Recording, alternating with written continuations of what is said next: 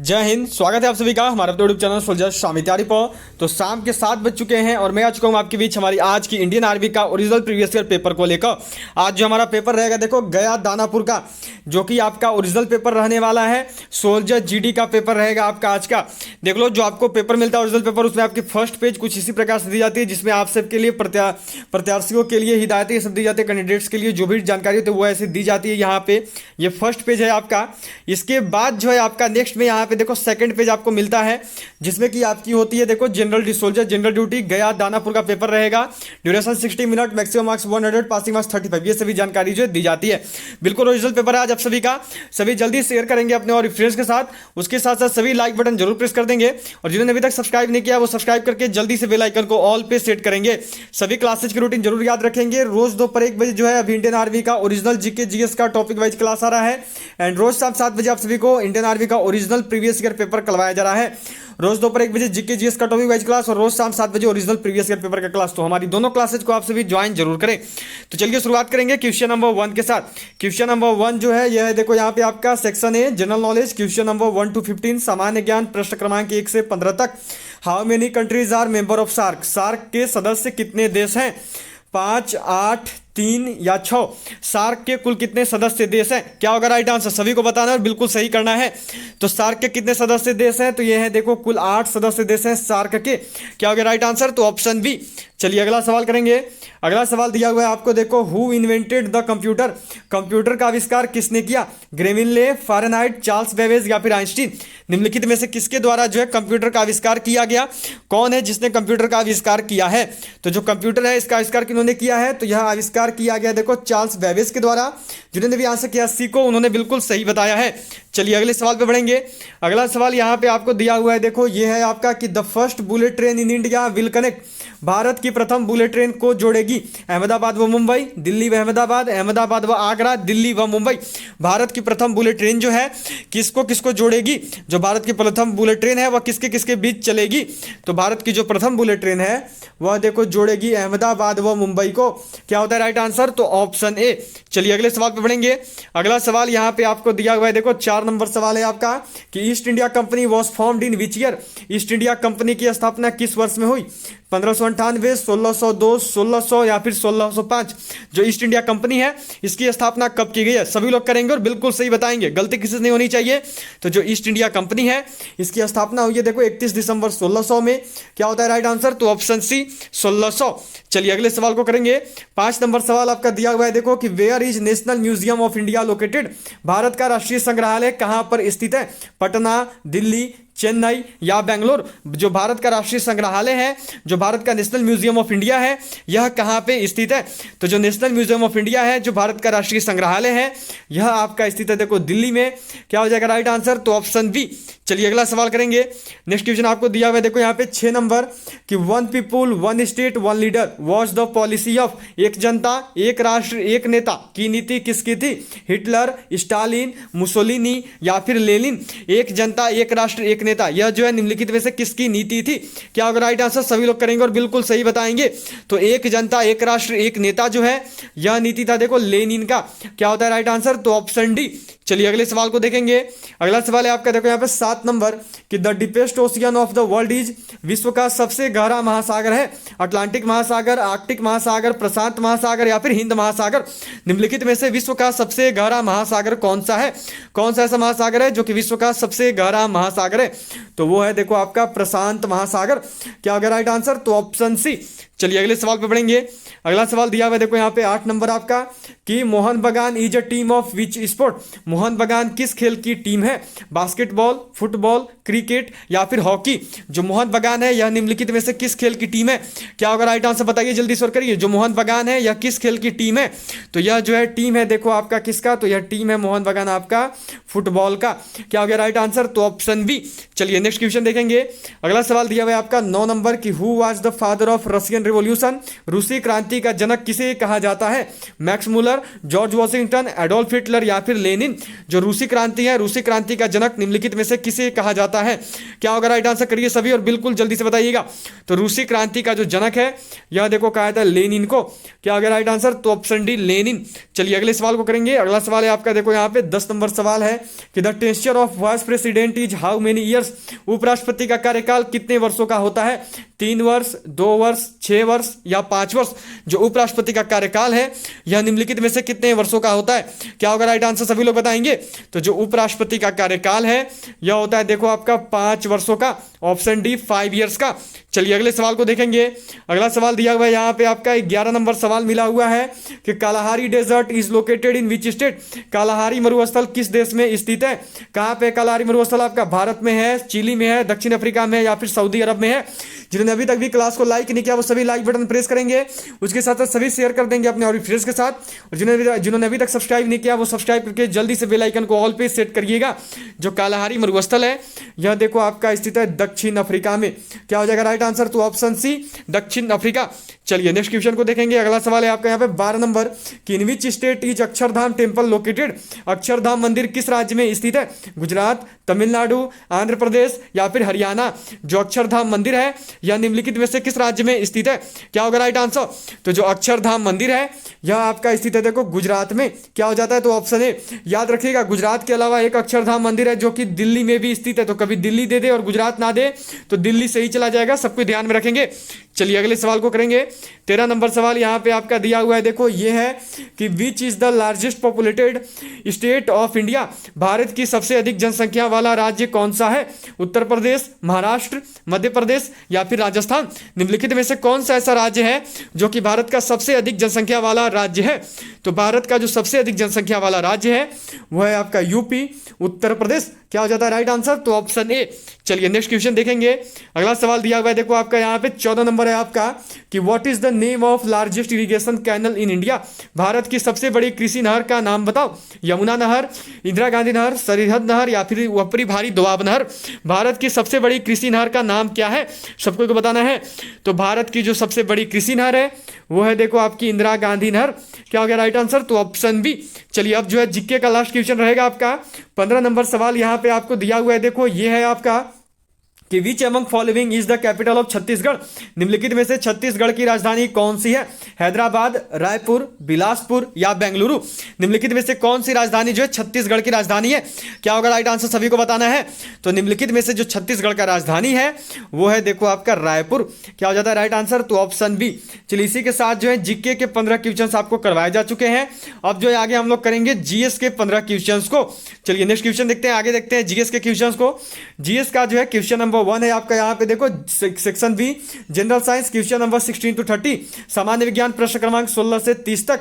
Which of the following is not an electrical device? इनमें से कौन सा इलेक्ट्रॉनिक यंत्र नहीं है? यहाँ पे बताना है आपका टेलीविजन, बल्ब, कंप्यूटर या फिर रेडियो? निम्नलिखित में से कौन सा ऐसा है जो कि एक इलेक्ट्रॉनिक यंत्र नहीं है? ये जो है आप सबको यहाँ पे आंसर करनी है। चलिए जल्दी से करेंगे और सभी लोग बताएंगे। तो निम्नलिखित में से जो इलेक्ट्रॉनिक यंत्र नहीं है वो है देखो आपका बल्ब। जो बल्ब है ये इलेक्ट्रॉनिक यंत्र नहीं होता है। चलिए नेक्स्ट क्वेश्चन देखेंगे। अगला सवाल दिया हुआ है देखो 17 नंबर कि what is the chemical formula of common salt? साधारण नमक का रासायनिक सूत्र क्या है? KCl, Ca, H2O या NaCl? निम्नलिखित में से कौन सा ऐसा है जो कि साधारण नमक का रासायनिक सूत्र है? तो साधारण नमक कॉमन सॉल्ट का जो रासायनिक सूत्र है वो होता है देखो आपका NaCl। NaCl को क्या बोलते हैं पूछा जाता है, रासायनिक नाम कभी पूछ देगा आपसे। रासायनिक नाम क्या होता है साधारण नमक का? तो याद रखना वो होता है सोडियम क्लोराइड। ठीक है, क्या हो जाता है? तो वो हो जाता है आपका सोडियम क्लोराइड। सबको ध्यान में रखेंगे। चलिए अगले सवाल पे बढ़ेंगे। अगला सवाल दिया हुआ है आपका देखो 18 नंबर यहाँ पे कि 32 degree Fahrenheit equal to 32 degree Fahrenheit के बराबर होता है 24 degree Celsius, 0 degree Celsius, 100 degree Celsius या फिर 48 डिग्री सेल्सियस? जो 32 डिग्री फ़ारेनहाइट है यह निम्नलिखित में से किसके बराबर होता है? सीधी सी बात है कहने की कि 32 डिग्री फ़ारेनहाइट इक्वल टू जो है आपका कितना डिग्री सेल्सियस होता है?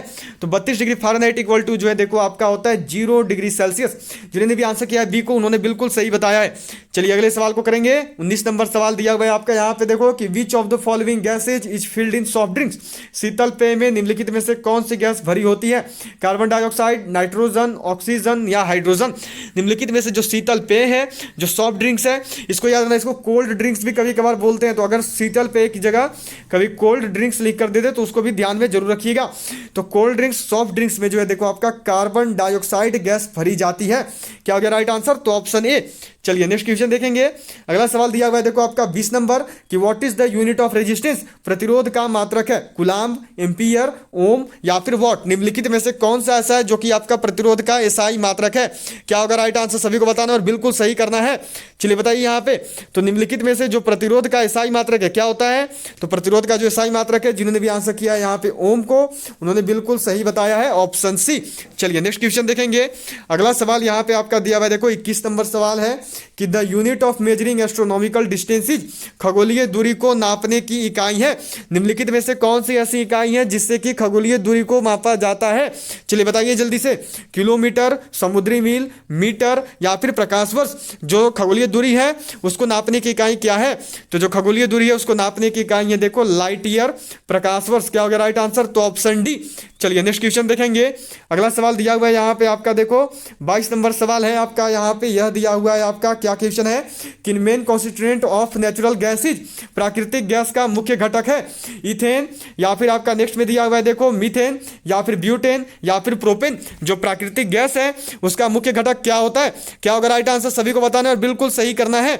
तो प्राकृतिक गैस का जो मुख्य घटक है वो क्या है, तो वो है देखो आपका मीथेन। राइट आंसर क्या हो गया, तो ऑप्शन बी।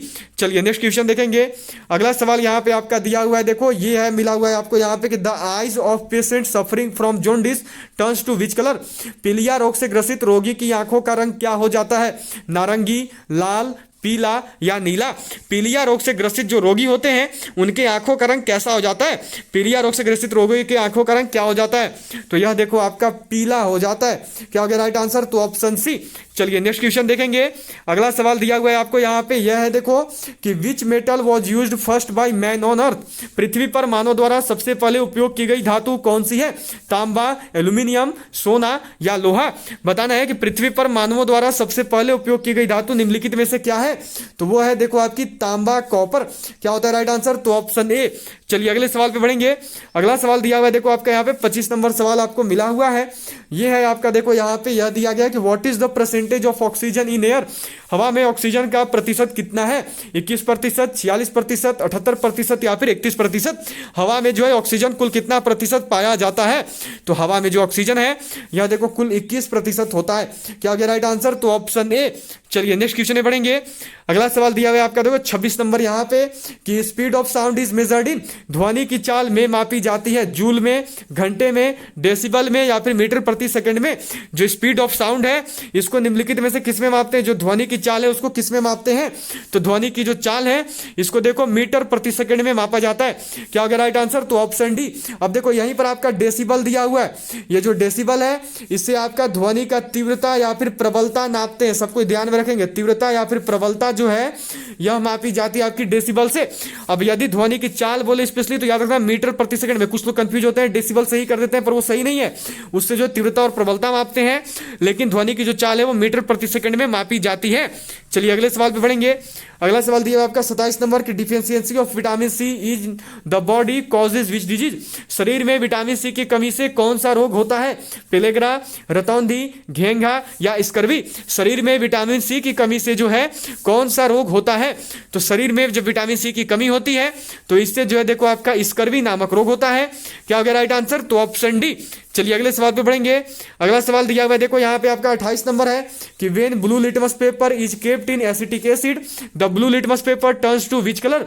जब नीले लिटमस पेपर को एसिटिक अम्ल में रखा जाता है तो नीला लिटमस पेपर किस रंग का हो जाता है, हल्का हरा, लाल, बैगनी या पीला।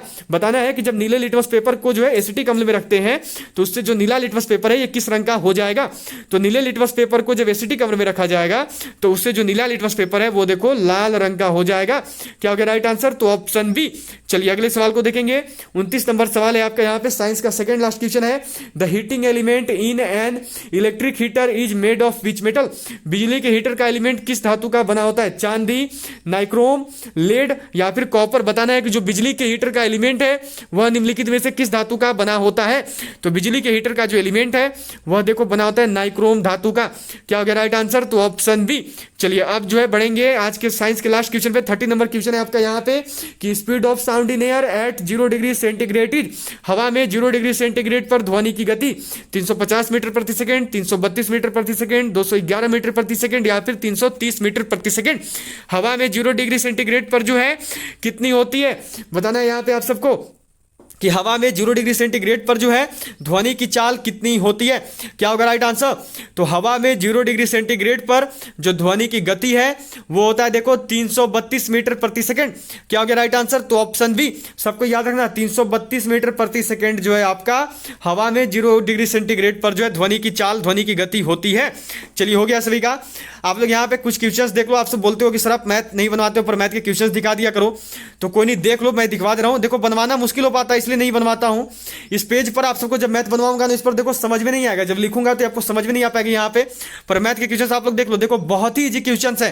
क्या दिया देखो, प्रथम 5 धनात्मक विषम संख्याओं का औसत, प्रथम 5 धनात्मक विषम संख्याएं लिख लेनी है और फिर उनको क्या करना है, तो उनको उस 5 से भाग देना, जो कटेगा वही आंसर आ जाएगा। ठीक है, चलिए आगे क्या दिया हुआ है यहाँ पे देखो 32 नंबर है आपका कि साधारण ब्याज 5% की दर से एक धनराशि 4 वर्ष बाद 900 रुपए हो जाती है। वह धनराशि क्या है? कुछ नहीं, P इक्वल टू जो फॉर्मूला होता है आपका 100 इंटू SI, बाई में फॉर्मूला क्या होता है R इंटू T, ये लगा लो, इस पर जो आपका इसका आंसर आ जाएगा। बहुत ही इजी। देखो मैथ क्वेश्चन होते हैं, कोई वैसे क्वेश्चन आपको मिलते नहीं है। अब देखो यहाँ पे आपका क्या दिया हुआ है, देखो ये क्वेश्चन है कि राज ने 100 रुपए में एक छाता खरीद कर 10 रुपए के लाभ पर बेच दिया। 100 में खरीदा, क्रय मूल्य कितना हो गया, कॉस्ट प्राइस, तो ये हो गया 100 हो गया क्रय मूल्य। अब विक्रय मूल्य यहाँ पे निकालना है, तो 100 में खरीदा था, 10 रुपए के लाभ पर बेचा, तो विक्रय मूल्य हो गया आपका 110।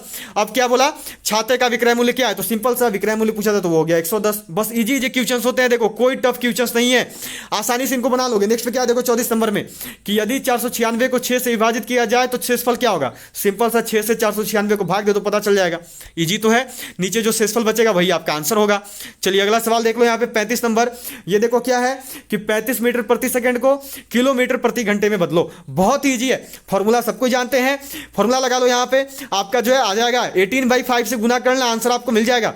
इसमें जो है 35 में 18/5 से गुना कर दो, आपको जो आंसर मिल जाएगा, सबको जान रहे हैं। चलिए अगला सवाल क्या है, देखो ये दिया हुआ है कि हल करो 100 का 25%, 100 का 25% खुद 25 होता है। देखो क्वेश्चन इजी होते हैं, आप सब आसानी से बना लोगे। और आप सबके मन में डाउट होती है कि आप मैथ क्यों नहीं करवाते हो, देखो जब इस पे सोल्व करूंगा ना तो आपको समझ में नहीं आएगा इस पेज पे। इसके लिए मुझे क्या करना होगा कि इन मैथ के क्वेश्चंस को जो है अलग से आपके लिए टाइप करके लाना होगा। तो मैं देखो आपकी जो 30 जनवरी को एग्जाम होने वाली है, 30 जनवरी के एग्जाम से पहले मैं हर एक पेपर का हर एक मैथ के क्वेश्चन को टाइप करूंगा, आपको एक एक करके मैथ रीजनिंग के सारे क्वेश्चन बनवा दूंगा। तो इसका आपसे टेंशन ना लिया करो, मैं बोला हूं तो मैं करूंगा जरूर। चलिए आगे क्या है देखो यहाँ पे निम्नलिखित में से कौन सी संख्या पूर्ण वर्ग है, इनमें से पूर्ण वर्ग की पहचान कर लेनी है। अगला क्या है देखो आपका यहाँ पे यह दिया है कि यदि किसी अंक को दोगुना किया जाए, x मानो उसको 2x हो गया, उसमें 5 जोड़ा जाए +5 हो गया, अंक 6 हो जाता है इक्वल टू 6 हो गया। इस पर अब निकाल लो यहाँ पे। तो वही मैं बोल रहा हूँ क्वेश्चंस बहुत ईजी, आपके क्वेश्चंस टफ नहीं होंगे, आराम से इनको बना लोगे। ठीक है, क्या दिया अब देखो कि एक व्यक्ति की तनख्वाह 20,000 रुपए है, यदि तनख्वाह में 14% की वृद्धि होती है तो नई तनख्वाह क्या है, 20,000 है। पहले 20,000 का 14% निकालो, फिर दोनों का आपस में जोड़ दो, आंसर आ जाएगा। चलिए इसी प्रकार के क्वेश्चंस देखो आपके लिए होंगे, कोई टफ क्वेश्चंस नहीं है। अब क्या दिया देखो 4 अंकों की सबसे बड़ी और छोटी संख्या का योगफल क्या होगा। 4 अंकों की सबसे बड़ी संख्या कितनी होती है, पहले उसको लिखिए और फिर 4 अंकों की सबसे छोटी संख्या को लिखो, उनको जोड़ लो। बहुत इजी क्वेश्चन है आपके लिए, कोई भी क्वेश्चन जो है आपको टफ नहीं लगेंगे, बस आसानी से जो इनको आपको बनाते जाना है। ठीक है, आगे क्या दिया हुआ है यहाँ पे देखो आपका कि यदि 20 आदमी एक कार्य को 20 दिन में करते हैं तो उसी कार्य को 40 आदमी कितने दिन में करेंगे। फॉर्मूला लगा लेना m1 into d1 equal to में फॉर्मूला होता है m2 इंटू d2, इस पर बना लो, आंसर आ जाएगा। चलिए अगला सवाल देख लो, बहुत ही इजी क्वेश्चंस है, आप सबको दिक्कत नहीं होनी चाहिए। मैं क्वेश्चंस दिखा दे रहा हूं, मुझे पूरी उम्मीद है कि आप सब बना जरूर लोगे इन सभी क्वेश्चंस को। ठीक है, क्वेश्चंस देखो बिल्कुल भी टफ नहीं है, मैं एक एक करके क्वेश्चंस को ऊपर लेके जा रहा हूं ताकि आप सब आसानी से इनको बना पाओ। बहुत इजी क्वेश्चंस जो इंडियन आर्मी ने दे रखे हैं और हमेशा मैथ के क्वेश्चंस ऐसे ही आते हैं, तो आप सबको टेंशन लेने की जरूरत नहीं है। देखो सेक्शन डी में यहाँ पे आपका रीजनिंग रहता है, ठीक है ना। रीजनिंग के देखो 4-5 क्वेश्चंस रहेंगे, रीजनिंग के 5 क्वेश्चन जो कि आपके यहाँ पे दिखा दिए मैंने, सभी क्वेश्चंस देख लो, बाद में क्लास को रोक रोक कर बना लेना, ये कोई बड़ी बात नहीं है। मैथ बहुत इजी है और मैथ इसीलिए नहीं बनवाता हूं क्योंकि इस पेपर पर देखो आपको जब समझाऊंगा लिख लिखकर तो इसमें आपको समझ में नहीं आएगा, क्योंकि सॉल्यूशन रहेगा इस क्वेश्चन का, लिखूंगा यहाँ पे तो आपको समझ में आना नहीं है। पर कोई दिक्कत नहीं है, जो भी आपके रीजनिंग एंड मैथ्स के क्वेश्चंस हैं, उन सभी रीजनिंग एंड मैथ के क्वेश्चंस जो 2020 क्वेश्चंस आपके हो रहे हैं, उन सभी 2020 क्वेश्चंस को, हर पेपर के क्वेश्चंस को मैं 30 जनवरी आर्मी परीक्षा आने से पहले आप सभी का बनवा दूंगा, तो सबको आप सब माइंड में मत लाओ, ठीक है। चलो ऑल ऑफ यू बाय, मिलेंगे आप सब सीधा कल दोपहर 1 बजे जब आएगी हमारी इंडियन आर्मी की जीके जीएस की class. All of you bye, मिलते हैं आपसे सीधा कल दोपहर 1 बजे। आज की क्लास सबको जरूर देख लेना। आज जो है क्लास करवाई थी लोक नृत्य से संबंधित, जो कि लोक नृत्य से संबंधित बहुत ही महत्वपूर्ण टॉपिक थी। तो यदि आपने नहीं अटेंड किया तो यहाँ पे भी आपको आई बटन पे लिंक मिल जाएगा, जल्दी से जाकर देख लेना आज दोपहर 1 बजे का class. All of you bye, मिलते हैं आपसे सीधा कल दोपहर 1 बजे। तब तक के लिए बाय, जय हिंद, जय Bharat, have a good night, sweet dreams. मिलूंगा आपसे सीधा कल दोपहर 1 बजे। जय हिंद, जय Bharat, have a good night, sweet dreams. मिलते हैं आपसे सीधा कल दोपहर 1 बजे। जय हिंद, जय Bharat, all of you bye, मिलते हैं आपसे सीधा कल दोपहर 1 बजे।